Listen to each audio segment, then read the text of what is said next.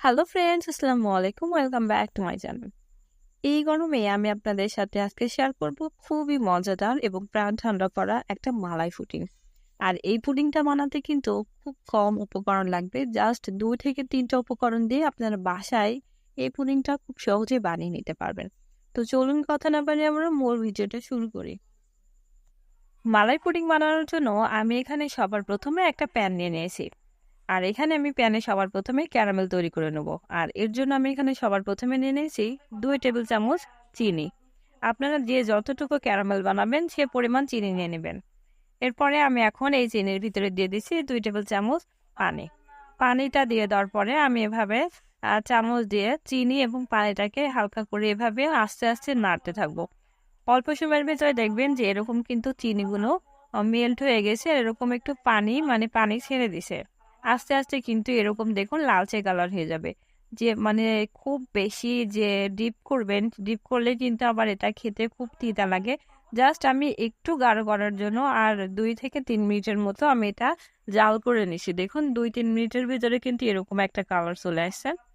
তো আমি এরকম কালার চলে আসার পরে আমি আগে থেকে জাল করে রাখা গরুর দুধ আমি এখানে দিয়ে দিচ্ছি। আমি এখানে 2 কাপ পরিমাণ গরুর দুধ নিয়ে নিয়েছি। আর ক্যারামেলটা যখন হয়ে যাবে তখন দুধ দেওয়ার পরে কিন্তু ক্যারামেলটা এরকম একটু নিচে দলা পাকিয়ে যাবে। এতে ভয় পাওয়ার কোনো কারণ নাই। জাস্ট এভাবে নাড়তে নাড়তেই কিন্তু ক্যারামেলটা আস্তে আস্তে দুধের সাথে গলে যাবে।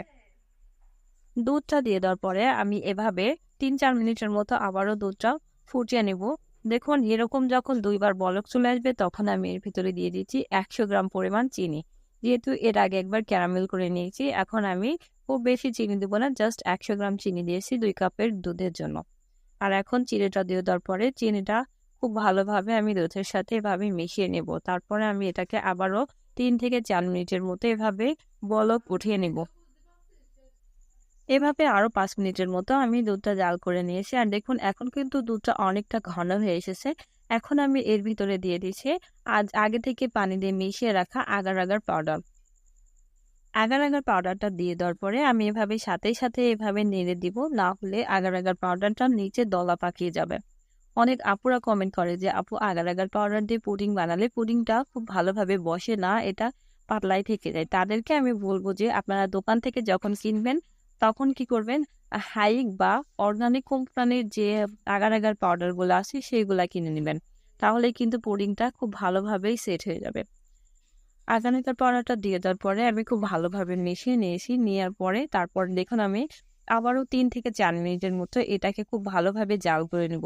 আস্তে আস্তে দেখুন আমার এটার মিশ্রণটা কিন্তু এখন অনেকটা ঘন হয়ে গেছে। আমি 2-3 বার এভাবে বলক উঠিয়ে নিয়েছি।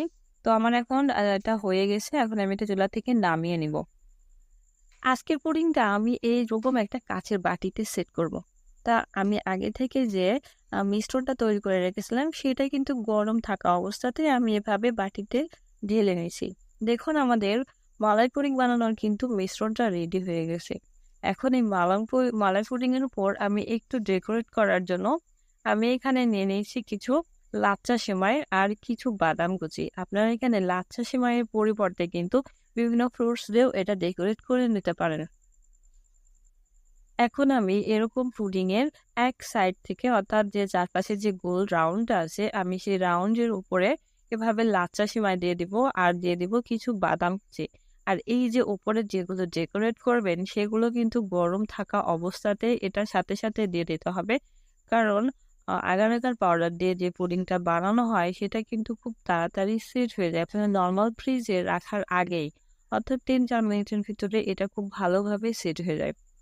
দেখুন আমার ডেকোরেশন করা কিন্তু হয়ে গেছে। এখন আমার এটা নর্মাল ফ্রিজে আমি রেখে দিব। এমনিতেই সেট হয়ে গেছে, তারপরেও নর্মাল ফ্রিজে রেখে দেবো একটু ঠান্ডা হওয়ার জন্য। নর্মাল ফ্রিজে আমি এটা রেখেছিলাম আধা ঘন্টার জন্য। এরপরে দেখুন আমার নর্মাল ফ্রিজ থেকে আমি এটা বের করে নিয়েছি। আর এটা কিন্তু দেখতে খুব সুন্দরই লাগতেছে।